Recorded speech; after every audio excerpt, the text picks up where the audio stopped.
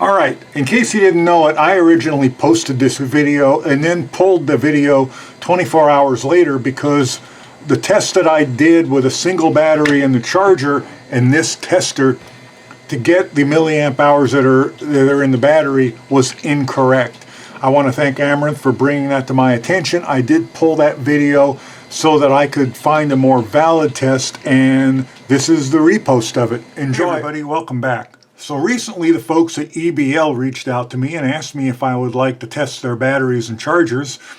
And since that is something that is relevant to my interests, I said absolutely. So they sent me a couple of 18650 lithium ion batteries and a charger for that. And they sent me some nickel metal hydride AA's and a charger for that.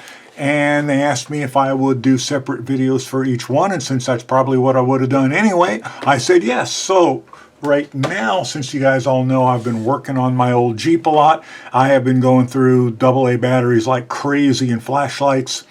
I turn it on to look at something, then like in this one, I stick the flashlight back in the holder and I forget that it's on, and next thing you know, I've killed another alkaline battery. So I'm always happy to have rechargeable batteries for my AA flashlights because of that fault.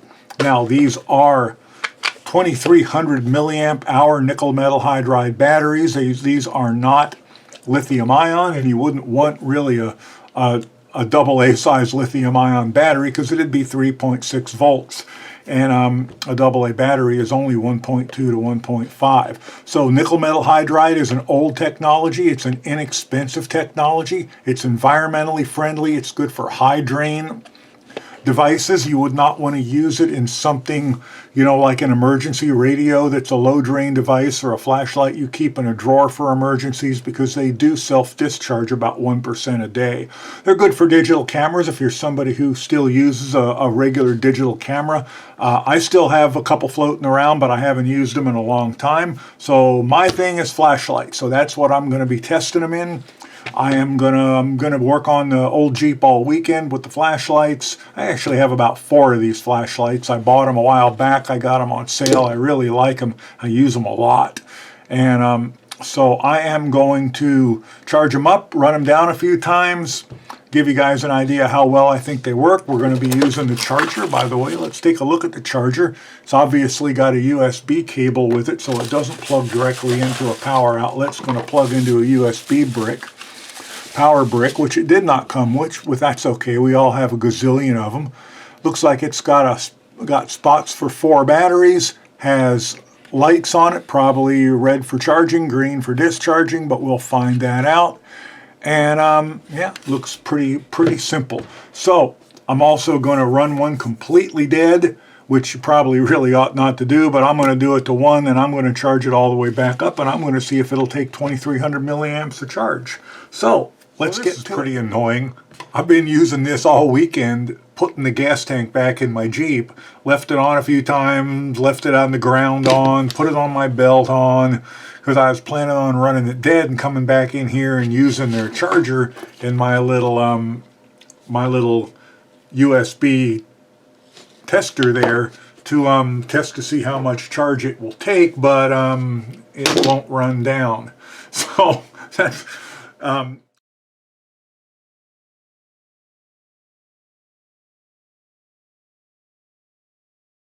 okay, after right about 2 hours, the charger turned green, saying that the battery is fully charged.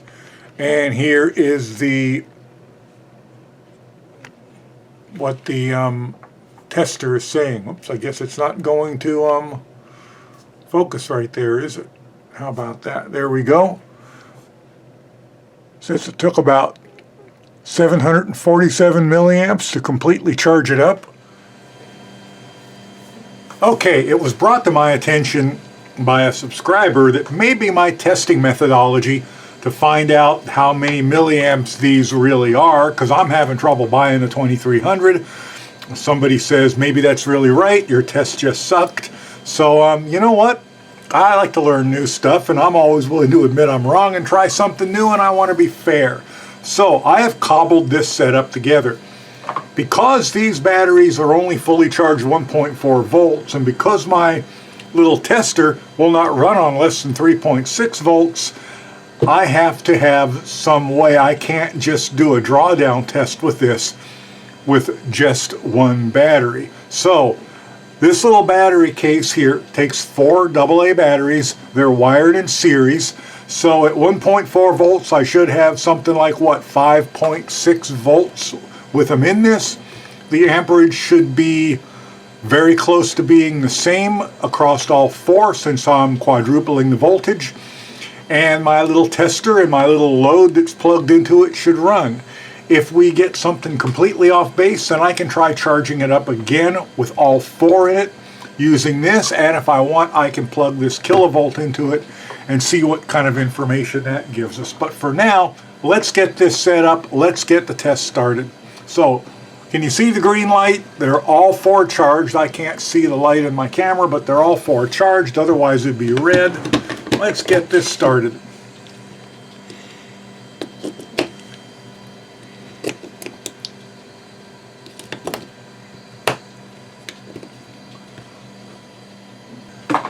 Okay, let me zoom down in so you can see this.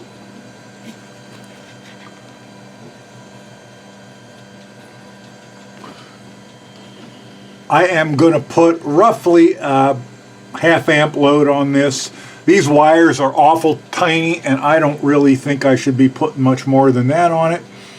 A 1 watt Luxion LED can pull anywhere from 200, from 100 milliamps all the way up to 1,000 or 1 amp. So I think 500 is a reasonable option to go with here. There we are, 0.5 amps.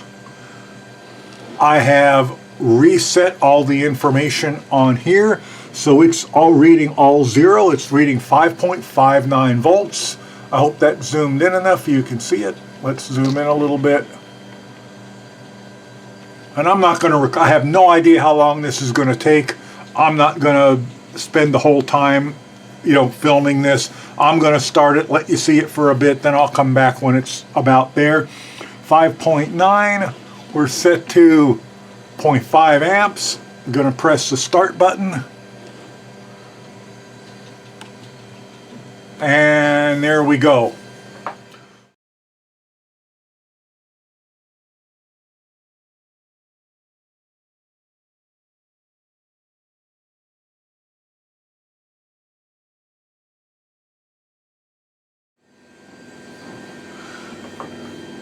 Okay, we're at 3 hours and 1 minute, and we have 1,494 milliamp hours. So apparently, my subscriber, I believe it was Amaranth, was correct, and that my methodology on my previous test, where I charged a single battery and only got about 750 milliamps, apparently that was not the correct way to test this.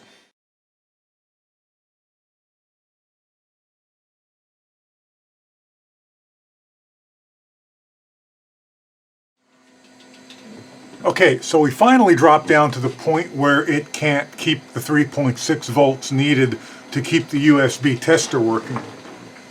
So let's do a couple things. First, let's get a flashlight and let's see if it'll still light that. If one of these will still light it. We'll also check the voltage on these batteries and see what the actual voltage is. Let me zoom out here. I'm zoomed way in too far. Whoops, wrong way. Let's unplug the load from it and see if one of these can still light the flashlight.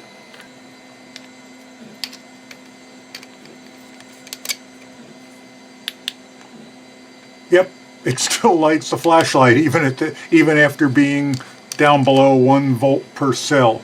Probably recovered a bit. Okay, so let's power this back up via a different source. And let's see what it really is. Can I power it up with this? Am I zoomed all the way back out? Nope, not yet. There we go. Let's power this thing up. I think I can power it up right here. And then again, maybe not. Is that not plugged in? That's not plugged in.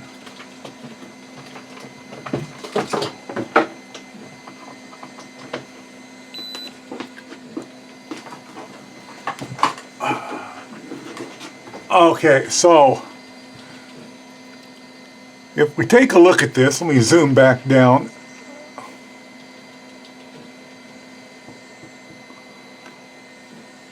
We ran a total of 2120 milliamps out of it until it could no longer maintain enough voltage to keep the tester running. But I also noted that around 2050 milliamps is when it started dropping below 1 volt per cell and started struggling maintaining the half an amp draw on it. But they're claiming 2300 milliamps and it actually put out 2120, so you know what? That's really not too shabby. For sport and amusement, let's test the voltage of each cell. Now, they've been off the load for 10 minutes, 15 minutes, so I'm sure they've had a chance to recover a bit, but let's see if they ran down fairly equally that way. So that one's 1.118 volts. This one is 1.092. This one is 1.072. And this one is 1.044. So they ran down pretty evenly. So